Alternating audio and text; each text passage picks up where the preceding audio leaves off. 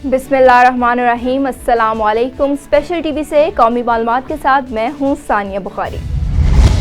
पाकिस्तान तहरीक इंसाफ के रहनुमा लतीफ़ खोसा ने एक बार फिर बानी पीटीआई इमरान खान की जल्द रिहाई की उम्मीद जाहिर कर दी। लतीफ़ खोसा ने कहा है कि बानी पीटीआई को 190 मिलियन पाउंड केस में किसी हिसाब से सज़ा नहीं हो सकती।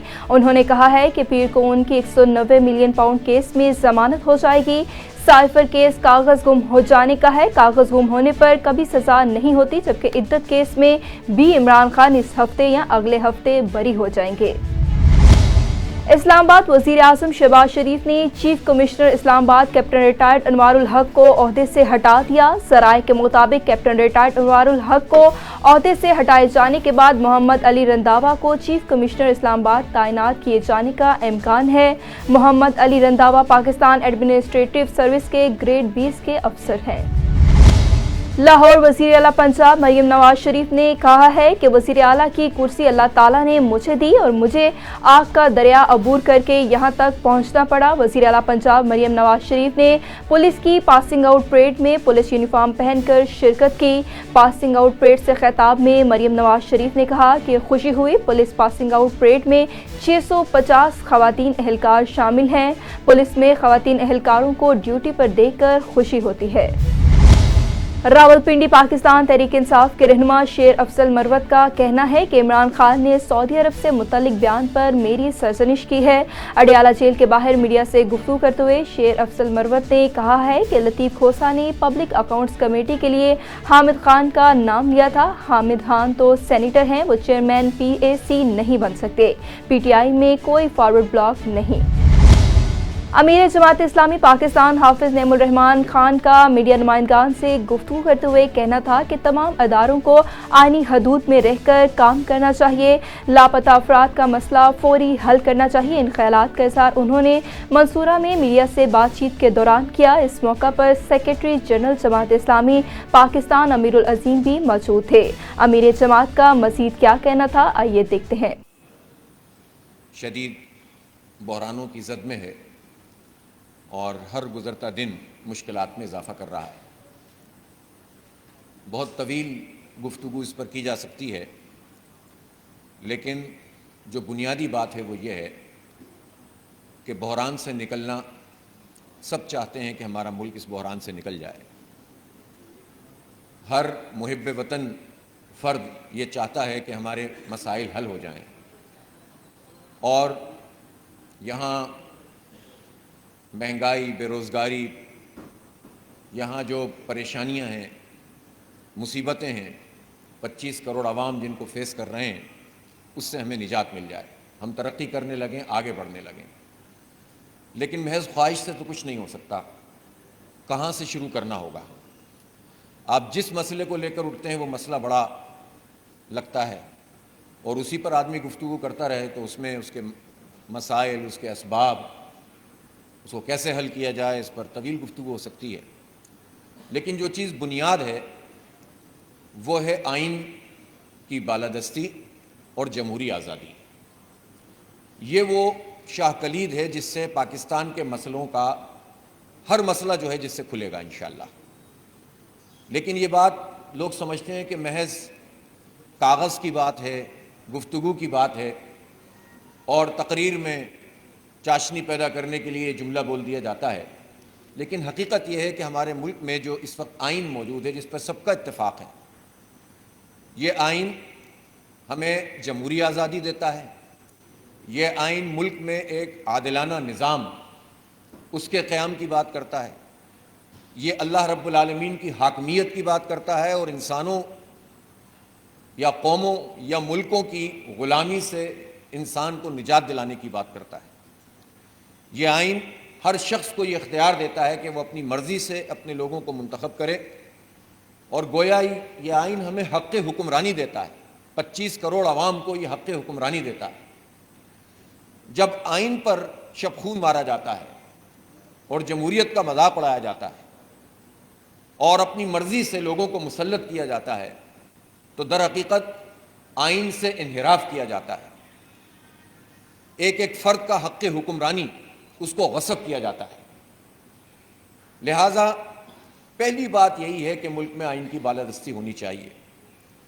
2024 میں جو انتخاب ہوا، انتخاب تو پہلے بھی 18 کا کون سا ٹھیک ہوا تھا، 13 کا کون سا ٹھیک ہوا تھا، اس سے پہلے کے بھی جتنے انتخابات ہیں سب میں شکایات لوگوں کو موجود ہیں، لیکن 2024 کے انتخابات نے تو حد کر دی اور ایسے ایسے کارنامے انجام دیے گئے کہ 5,000 ووٹ لینے والا اس کو 50,000 کر دیا گیا، 10,000 لینے والے کو 1 لاکھ کر دیا گیا۔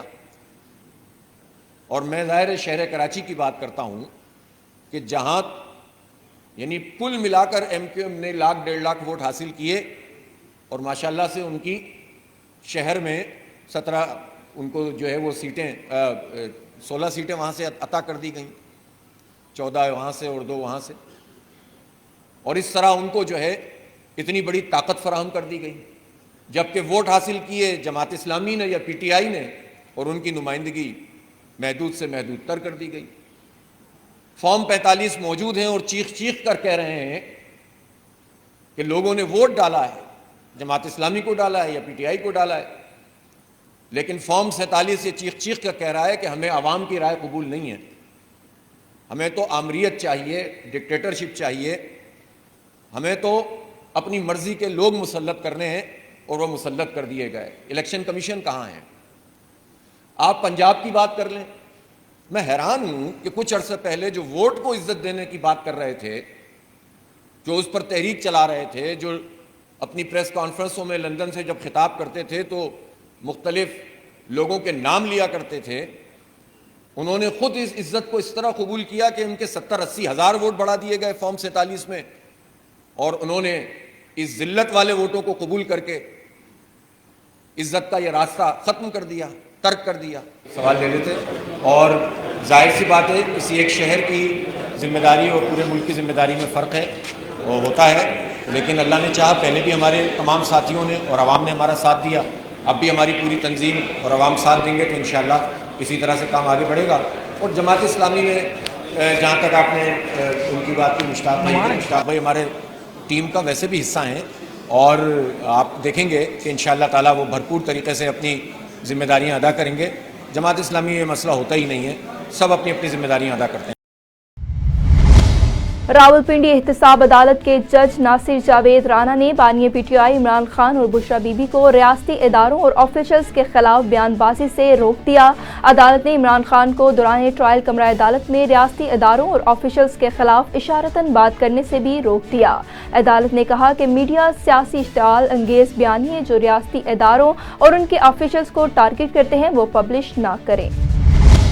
کراچی میں وزیر بلدیات، ہاؤسنگ، ٹاؤن پلاننگ و پبلک ہیلتھ انجینئرنگ سندھ سید غنی نے کہا کہ پاکستان پیپلز پارٹی کی تاریخ ہے کہ اس نے ہمیشہ میڈیا اور صحافیوں کی آزادی کے لیے کام کیا ہے۔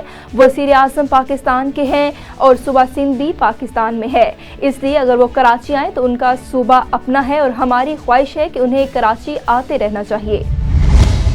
وزیر صحت پنجاب خواجہ عمران نذیر کا رورل ہیلتھ سینٹر امن آباد کا دورہ۔ خواجہ عمران نذیر نے رورل ہیلتھ سینٹر میں آنے والے مریضوں سے سہولیات کے بارے میں دریافت کیا۔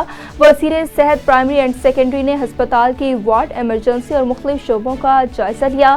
اس موقع پر خواجہ عمران نذیر کا کہنا تھا کہ آپریشن تھیٹر کے قیام سے دیہاتی علاقوں کے رہائشیوں کو مختلف سرجریز اور علاج کی جدید سہولتیں میسر آئیں گی۔ وزیر اعلیٰ پنجاب مریم نواز کا وین ہے کہ علاج کی جدید سہولتیں عوام تک پہنچائی جائیں۔ گجرانوالہ میں گندم کی کم نرخوں اور باردانہ کی منصفانہ تقسیم نہ ہونے پر کسان سراپا احتجاج بن گئے۔ کسانوں نے ڈپٹی کمشنر آفس کے سامنے احتجاج کرتے ہوئے گندم کی قیمت میں اضافے کا مطالبہ کر دیا۔ کسان اتحاد رہنما کا کہنا تھا کہ گزشتہ سال کی نسبت 3 گنا اخراجات بڑھ گئے ہیں، ملکی آبادی کا 26% حصہ ہم ہیں۔ قلعہ دیدار سنگھ میں 6 سالہ بیٹا محمد عثمان گلی میں کھیل رہا تھا جسے نامعلوم افراد نے پیٹھ پیچھے تیز دھار آلہ مار کر زخمی کر دیا، جسے رورل ہیلتھ سینٹر قلعہ دیدار سنگھ ایمرجنسی وارڈ میں پہنچایا گیا۔ مقامی پولیس بھی موقع پر پہنچ گئی، جنہوں نے محمد عثمان کو میڈیکو لیگل بھی جاری کیا۔ بچے کے والد ریحان یاسین کا کہنا تھا کہ ڈیوٹی پر مامور سینئر میڈیکل آفیسر امتیاز حسین رانا نے بچے کو چیک تک کرنا مناسب نہیں سمجھا اور کہا کہ میری ڈیوٹی ختم ہونے والی ہے، اگلی ڈیوٹی پر مامور ڈاکٹر ہی اس مریض کا علاج کریں گے۔ گزشتہ کا وزیر اعلیٰ پنجاب مریم نواز شریف سے اپیل کرتے ہوئے کہنا تھا کہ واقعے کی انکوائری کر کے غفلت برتنے والے ڈاکٹرز کے خلاف محکمانہ کارروائی عمل میں لائی جائے۔ ممتاز ماہر تعلیم ضلع ناروال کی تحصیل ظفروال سے تعلق رکھنے والے سینئر پروفیسر محمد آصف کمال اپنی 34 سالہ مدت ملازمت پوری ہونے پر ریٹائرڈ ہو گئے۔ اس سلسلے میں میرپور کے مقامی ہوٹل میں ایک خصوصی اور یادگار تقریب کا انعقاد کیا گیا۔ اس موقع پر پرنسپل صابر حسین ملک نے تقریب سے خطاب کرتے ہوئے کہا کہ پروفیسر محمد آصف کمال کے تعلیم کے ساتھ لگاؤ کا بخوبی اندازہ اس بات سے لگایا جا سکتا ہے کہ وہ اپنی ریٹائرمنٹ کے موقع پر بھی اپنی پی ایچ ڈی کی ڈگری حاصل کرنے کے لیے کوشاں ہیں۔ گجرانوالہ کے نواحی علاقے قلعہ دیدار سنگھ میں ظالم بہن نے جائیداد کی خاطر بڑی بہن کو قتل کر ڈالا۔ ملزمہ ثنا نے ڈنڈوں کے وار کر کے سغرا کو قتل کر دیا۔ ملزمہ ثنا اپنی بہن سغرا کے گھر پر قبضہ کرنا چاہتی تھی۔ جائیداد ہتھیانے کے لیے ملزمہ کا متعدد بار پہلے بھی جھگڑا ہو چکا ہے۔ مقتولہ کی لاش کو پوسٹ مارٹم کے لیے ہسپتال منتقل کیا جا رہا ہے۔ حیدرآباد میں ایکس سی این اور سی ڈی او گاڑی کھاتہ کا بہترین اقدام صارفین کے بلوں کے مسائل ادائیگی اور اقساط سمیت دیگر مسائل کے حل کے لیے کیمپ کا انعقاد کیا گیا۔ چیف آپریٹنگ آفیسر ہیسکو روشن اوڈھارو اور جی ایم کمرشل عمر حیات گوندل کی ہدایت ہیسکو صارفین کے مسائل ان کی دہلیز پر حل کرنے کے لیے کیمپ کا انعقاد کیا گیا۔ کیمپ میں آنے والے صارفین کو موقع پر بجلی کے بلوں کی اقساط کر کے دی گئی۔ بجلی کے بلوں کی تمام تر وسائل موقع پر حل کیے گئے۔ ماناوالا میں نامعلوم شخص کے سگریٹ پھینکنے سے اچانک گندم کی تیار فصل کو آگ لگ گئی۔ ریسکیو فائر فائٹر عملے نے فائر فائٹنگ کرتے ہوئے گندم کی فصل کو لگی آگ پر قابو پا لیا اور مزید نقصان سے بچا لیا۔ ریسکیو عملے نے تقریباً 4 لاکھ مالیت کی تیار فصل کو آگ لگنے سے بچا لیا۔ سجاول میں 25 اپریل کو ملیریا کا عالمی دن منایا گیا۔ سول ہسپتال سجاول میں آگاہی ریلی نکالی گئی جس میں اے ڈی او حبیب اللہ، ڈسٹرکٹ ہیلتھ آفیسر ڈاکٹر محمد حنیف میمن اور دیگر ڈاکٹرز نے شرکت کی۔ تقریب سے خطاب کرتے ہوئے معروف ڈاکٹرز کا کہنا تھا کہ ملیریا ایک قابل علاج مرض ہے جس پر یقینی طور پر قابو پایا جا سکتا ہے۔ S S P Sujawal doctor Abdul Khaliq Pirzada کے احکامات پر پولیس کا کرمنلز کے خلاف گھیرا تنگ، مزید کامیاب کارروائیاں جاری۔ ایس ایچ او اور سی آئی اے ٹیم سجاول کی رات گئے ایکٹیو کرمنل سے مبینہ پولیس مقابلہ بدنامی زمانہ 2 ملزمان گرفتار کر لیے گئے جبکہ 5 کرمنلز فرار ہونے میں کامیاب ہو گئے۔ اسپیشل ٹی وی سے فی الوقت اتنا ہی۔ مزید معلومات کے لیے دیکھتے رہیے اسپیشل ٹی وی۔